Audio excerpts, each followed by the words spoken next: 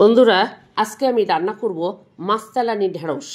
মাছতালানি ঢেঁড়স বলতে আমি কি বোঝাচ্ছি সেটাই দেখেন। খাঁটি সরিষার তেলের মধ্যে মোটা করে পেঁয়াজগুলো কেটে নিয়েছি, যাতে ভালো মতো রান্না করা যায় ঢেঁড়সের সাথে। আর দিয়ে দিলাম কয়েক পিস শিং মাছ আর তেলাপিয়া মাছের একটা মাথা। কারণ কোরবানি আসছে সামনে, তাই আমি ছোটোখাটো মাছের যে পিসগুলো ছিল সেগুলো সব বের করছি, আস্তে আস্তে করে বের করে একটা রান্না করে শেষ করে দিচ্ছি। কারণ কোরবানির সামনে এটার ব্যবস্থা নিতে হবে। তাই মাছের মধ্যে দিয়ে দিলাম আমি মরিচ এবং অন্যান্য মশলাও দিব। তো বন্ধুরা, আজকে আমি মশলাটা বলবো না, কারণ মশলা আমরা আমাদের পছন্দ এবং রুচি মতো খাবো। তেলানিটা কীভাবে দিতে হয় সেটাই দেখালাম, কারণ এটা বলতে গেলে ভিডিওটা অনেক বড় হয়ে যাবে। যে যেরকম মশলা আমরা খাই সেরকম মশলা দিয়েই মাছটা কষিয়ে নিব।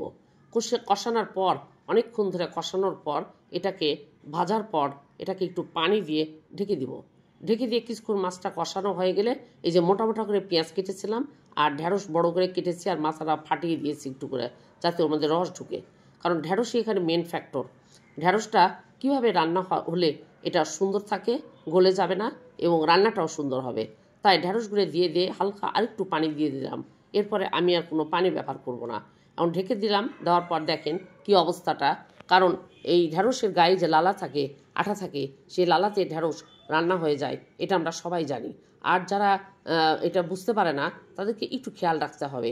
খেয়াল রাখলে এটা মোটামুটি সুন্দর হবে। এই যে দেখেন একটু একটু করে গায়ে কেমন জানি সুন্দর একটা রস উঠে আসছে। এই রসটা দিয়েই ঢেঁড়স রান্না হয়ে যাবে। ঢেঁড়সটা সিদ্ধ হয়ে গেছে মোটামুটি। একটু আমি টেস্ট করে নিলাম যে ঢেঁড়সটা মোটামুটি সিদ্ধ হয়েছে।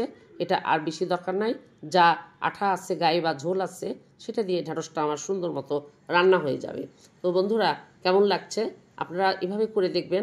লবণটা দেখে নিলাম, তবুও দেখি আমি, যদিও আমার লবণ একবারে যেটা দিই ওটাতেই যথেষ্ট হয়ে যায়, তাও আমি আবার দিয়ে নিলাম। তো আপনাদের কাছে কেমন লাগছে কমেন্ট বক্সে অবশ্যই জানিয়ে যাবেন এবং সুন্দর সুন্দর কমেন্ট করবেন। আমি এটাই আশা করি আপনাদের কাছ থেকে। তো আমরা এই প্ল্যাটফর্মে যারা কাজ করি তারা সবাই আমরা একে অপরকে সাহায্য করব এবং সুন্দর সুন্দর কমেন্ট করে উৎসাহিত করব বিভিন্ন কাজ করার জন্যে। বন্ধুরা দেখেন, এই তরকারিটা এখন প্রায় হওয়ার দিকে। আমার একটু রস থাকবে গায়ে। এটা পুরোপুরি চচ্চড়ি হবে না, কারণ মাছ আসছে, শিং মাছ, যা তাজা শিং মাছ ছিল, এই মাছটা দিয়ে আমি রান্না করতে যাচ্ছি।